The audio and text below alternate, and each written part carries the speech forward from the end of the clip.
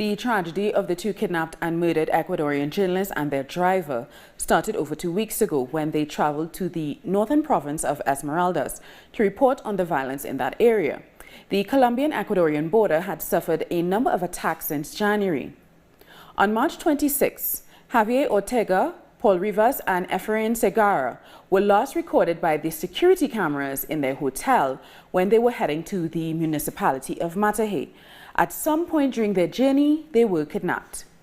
On April 1st, following the silence of the Ecuadorian authorities, relatives decided to reveal the identities of their loved one.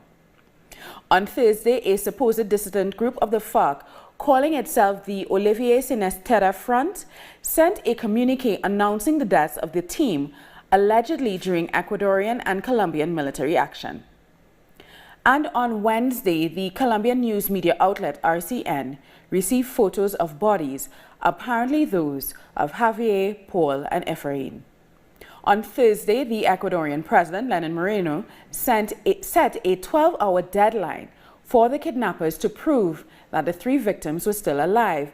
And on Friday, President Moreno confirmed that Javier, Paul and Efrain were dead. During these last few weeks, numerous vigils and demonstrations have been held to demand the release of the three El Comercio workers and their safe return. Unfortunately, it did not happen. So, what do we know about the three newspaper staff members who were murdered? Well, Paul Rivas was 45 years old. He was a photojournalist who had worked at El Comercio since 1999. He's won multiple awards for his work related to families of the disappeared in Ecuador. Javier Ortega was 32 years old. He was a journalist specializing in human rights violation and corruption. He covered the Colombian peace process and the Odebrecht scandals. And Efrain was 60 years old. He had worked as a driver at El Comercio for 16 years. And during the 2016 earthquake, he transported journalists to the affected areas.